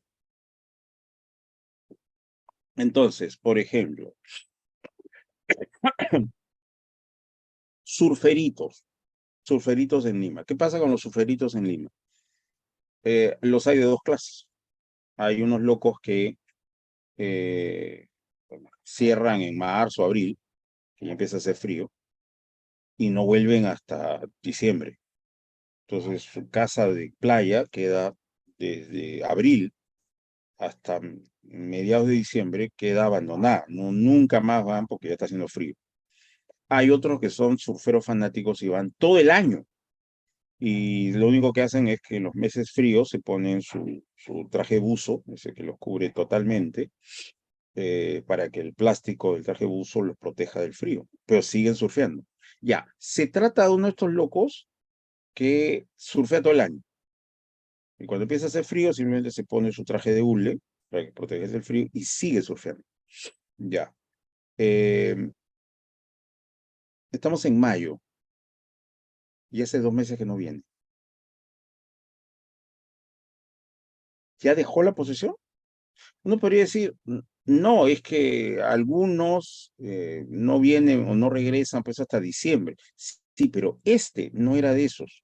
Este era el que seguía viniendo todos los fines de semana, todos los fines de semana. Ya hace 7 fines de semana que no viene. ¿Ya dejó la posesión? ¿Ya empezó a haber abandono? Recordemos, Artu, que el abandono del bien es uno de los requisitos para que pueda haber usucapión. No puede haber usucapión si no hay abandono, si no habría coposesión, ¿no? O sea, si el propietario que ha dejado el bien ahí solo sigue siendo poseedor, entonces, ¿cómo es que el que va a usucapir puede usucapir? No podría, porque el propietario, claro, hace 8 meses que no viene por acá, hace un año que no viene por acá, pero sigue poseyendo, ¿no? Sí, hay un momento en el cual la posesión se pierde, se abandona. ¿En qué momento sucede eso? Eso puede hacer que el asunto no sea tan sencillo como uno podría parecer en algún momento. Brigham, no estamos hablando de lo que usualmente hacen los que no han seguido esta clase, porque los que no han seguido esta clase probablemente digan, sí, todos incautan, ¿no? O sea, tratamos de analizar si en realidad todo debería incautarse. Sí, muy probablemente en la práctica sea, no, yo no me hago problemas, yo incauto todo, pero no es técnico, pues, ¿no? No es técnico, o no necesariamente es técnico, ¿no? No estamos hablando a nivel académico si eso debería ser así o deberían ser más bien hallazgos, y la pregunta creo que sigue planteada, ¿no? Ah, los bienes públicos, bueno, los bienes de uso público, ¿no? Hay que distinguir, Bertila, hay bienes de propiedad del Estado y hay bienes de dominio público, como la calle. Ya, los bienes de propiedad del Estado, o sea, si el Estado ha comprado en una urbanización, pues un terreno de 14.000 metros cuadrados, pues, para hacer el local del Ministerio Público, por ejemplo, ahí el Estado es propietario incluso en registros públicos de ese predio, ¿no? Y ese sí se puede ser objeto de usurpación. Pero no puede haber objeto de usurpación sobre un parque, por ejemplo, ¿no? No, no sería el caso, porque esos bienes son imprescriptibles, ¿no? Esos bienes son de todo. Habría que desalojar a esas personas, por supuesto, pero no, no es que se cometa usurpación. A ver, la incautación no va referido al instrumento objeto del delito. Bueno, Ernesto Magno, eso ya explicamos en qué casos el objeto se incauta, en qué casos el instrumento se incauta, en qué casos el objeto se incauta. Y sí, la incautación se va para los tres. El objeto del delito, el instrumento del delito y el fruto del delito. Así que sí, eso ya lo respondimos. ¿Qué tal, Carlos Antonio? ¿Cómo estás? Un gusto verte. Natividad. Si los bienes a incautar fueron transferidos a los hijos del delincuente, ¿qué procede? Bueno, ya lo habíamos señalado. Si es que se trata de natividad, de transferencia de buena fe, puede haber decomiso sustitutivo y por lo tanto en medida cautelar puede ser una incautación sustitutiva o un decomiso de valor equivalente que en la parte procesal tendría como efecto la incautación de valor equivalente. Recordemos que la medida procesal es la incautación y la medida definitiva es el decomiso, ¿no?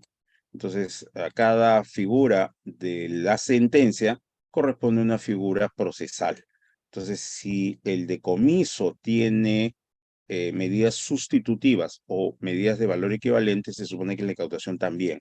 ¿Por qué? Porque la incautación es una manera de asegurar el decomiso, ¿no? Entonces, sí, no es porque exista en el Código Procesal Penal una incautación sustitutoria o una incautación de valor equivalente, es porque existe el decomiso y la incautación es una herramienta para el decomiso, ¿no? Entonces, por reflejo, sí. ¿Puedo ponerme a la incautación?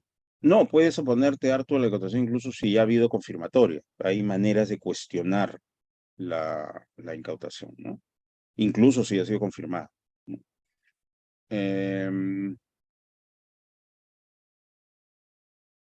sí, en realidad Savi, Linsley, en todos los casos de incautación, no solamente la de especímenes silvestres, todas las incautaciones hay que pedirlas al juez. No era la gana de ir el fiscal, no lo fuerza a asistir. ¿Qué pasa con el posible aporte de prueba al caso? Bueno, a ver, no es nuestro tema, pero ahí lo que procede es la conducción compulsiva, ¿no? Si la persona no quiere ir, sea testigo o sea imputado, ¿ah? Y testigo abarca al agraviado. Si el testigo agraviado o el mero testigo o el imputado no quieren ir a una situación, el señor fiscal puede hacerlo traer a la fuerza. Artur, perdón, sí, declarado. No se genera el abandono, se declara el abandono. Tú lo has dicho, tú lo has dicho. Hay que declarar que ya existe abandono. O sea, la resolución judicial de no constituye el abandono, reconoce que ya ha habido abandono, ¿no? Ese es un tema. Muy interesante, sí. Y Pablo Tanaka nos está dando el plazo dentro del cual se puede hacer ese abandono, ¿no? Ese es un tema muy interesante, pero recordemos, estos plazos de 10 y de 15, de 5, perdón, para bienes muebles o inmuebles, es en los supuestos en que no nos quede claro el tema de el abandono, pero yo puedo hacer un abandono eh, digamos, directo, por así decirlo, declarando que estoy abandonando el bien. Es un poco como el divorcio por separación, ¿no? Eh, puedo decir, ya procede el divorcio porque los cónyuges, de hecho, ya no conviven, ¿no es cierto? Puede ser, pero también puede suceder que la persona declare, mande un correo, un mensaje de WhatsApp, ¿sabes qué? Me estoy largando. Ya, me voy de esta casa, ¿no?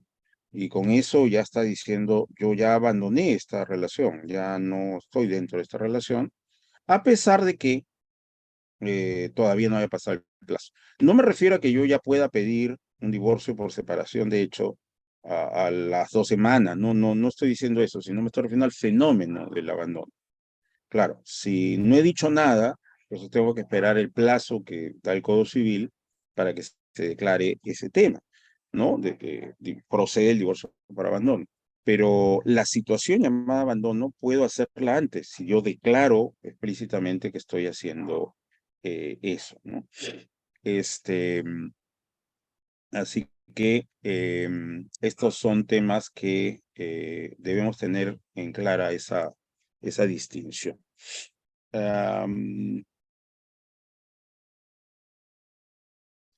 Abel, creo que no has estado cuando explicamos 144, inciso 2. Creo que se tiene toda la respuesta de una incautación que se ha hecho hace mucho, mucho tiempo. Ahí está la respuesta. Ya, muy bien. Vamos a terminar antes del partido con los siguientes consideraciones sobre la pérdida de dominio. Decreto legislativo 1373, como ustedes saben, ¿no? ¿Ante qué bienes procede la pérdida de dominio? A los bienes delictivos, o sea, no con los bienes con los cuales se va a pagar la reparación civil, ¿no? Que eso es otra clase de bienes. Tampoco con los bienes procesales penales, que son los bienes que van a salir de prueba, no. Nos estamos refiriendo a los objetos penales. Los objetos penales son el objeto del delito, instrumentos del delito y efectos del delito. Estos tres muchachos están en el 102 del Código Penal. Contra esos tres procede la pérdida de dominio, pero con una precisión. Objeto del delito si es que el delito es en agravio del Estado. Una vez más, si me roban mi carro, el delito es en agravio de mi persona, soy una persona particular, y ahí no procede pues pérdida de dominio. Ahí que procede es que me devuelvan mi carro. ¿No es cierto? Ya. Me hurtan mi laptop. ¿Qué procede con la laptop? Que me devuelvan mi laptop. ¿No es cierto? Ya está. Aquí, ¿de qué estamos hablando? Estamos hablando de delitos contra la administración pública, ¿no? Estamos hablando de peculado, estamos hablando de malversación. Ahí el objeto del delito del perjudicado es el Estado, ¿no? Entonces, ese objeto es materia de una pérdida de dominio. Los bienes pueden ser originariamente privados, pero como el delito es en agravio del Estado, el Estado tiene derecho a hacer pérdida de dominio. Una vez más, contrabando, ¿no es cierto? Con el contrabando, entonces, procede la pérdida de dominio. También lavado. El lavado trabaja con efectos de otro delito. Trabaja con efectos de otro delito. Muy bien. Pero para el tipo penal de lavado, el dinero lavado o el bien lavado es objeto del delito. O sea,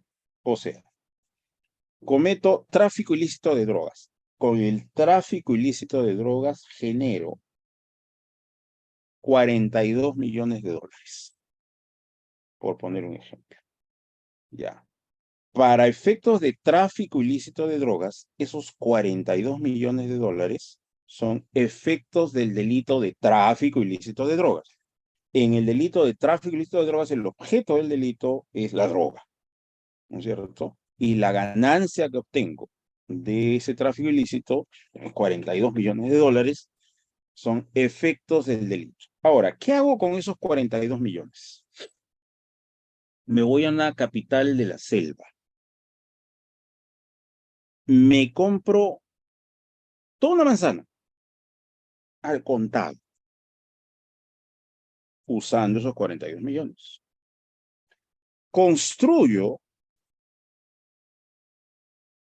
un edificio de Jesucristo, 22 pisos. Ya.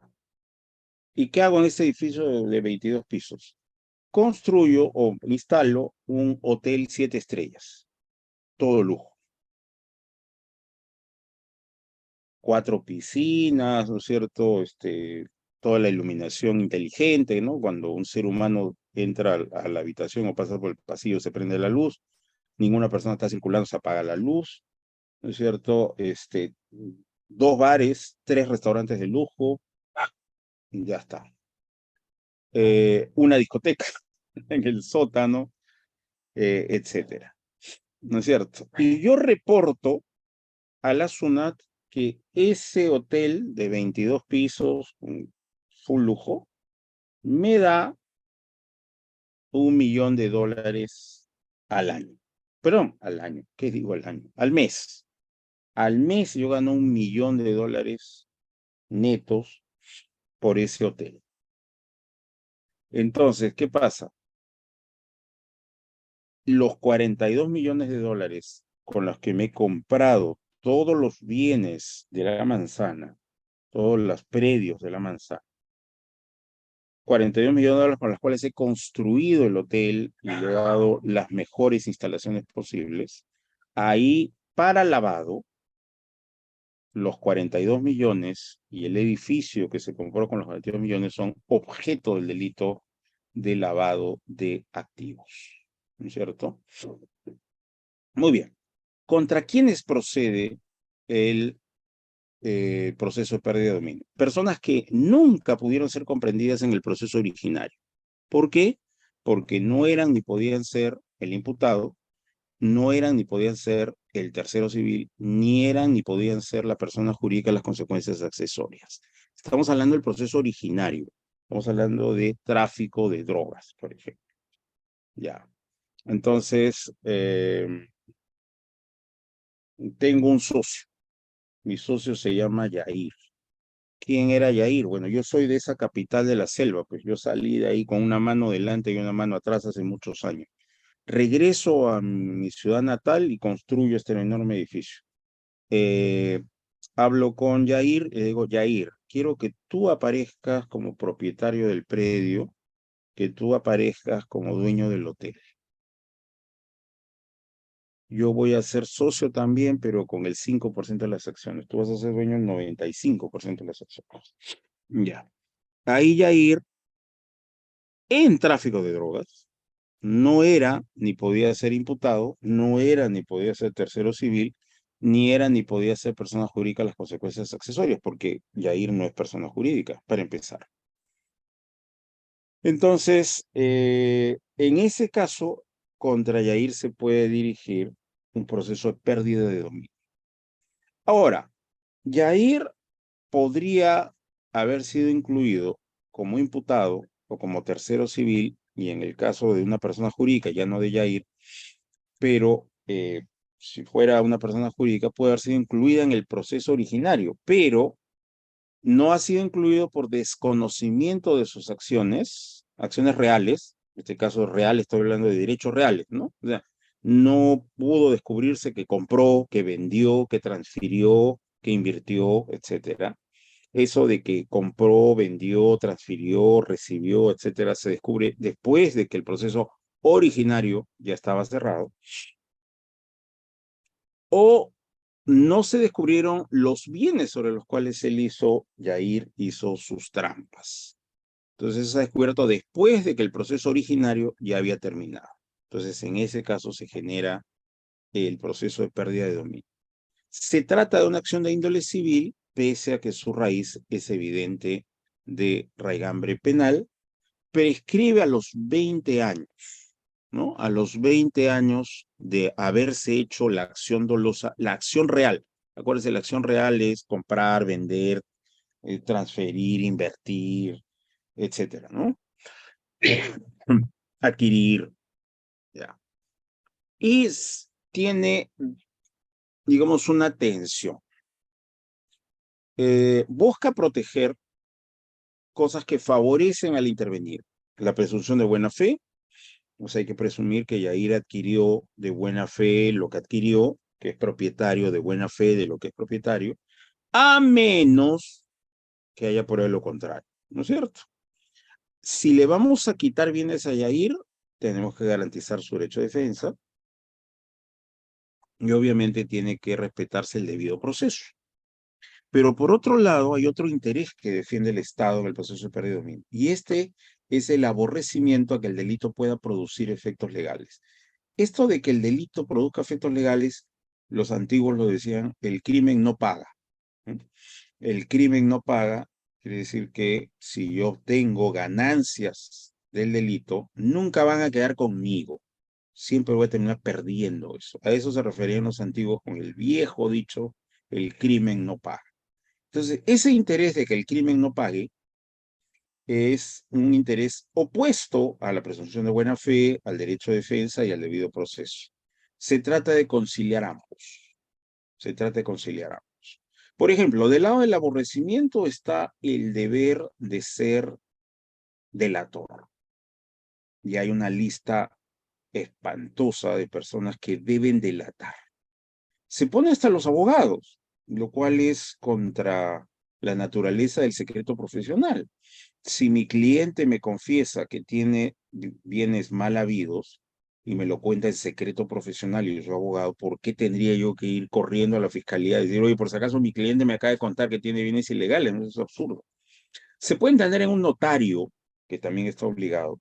Se puede entender en un registrador del SUNAR, que también está en la lista, pero no del abogado.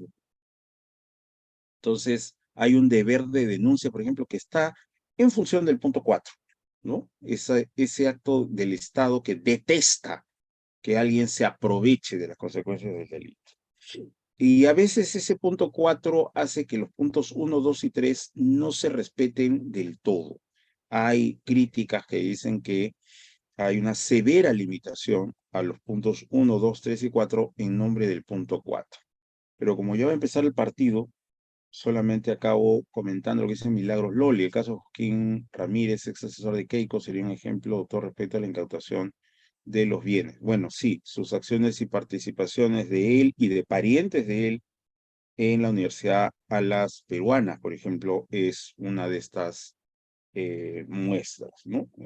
Pero bueno, todavía eso está en desarrollo. Ya les quitaron los bienes, pero digamos cuál va a ser su suerte jurídica, eso todavía está por ventilarse. Bien, entonces con esto y a la hora que ya empieza el partido, termino mi disertación y agradezco mucho la atención que me han brindado.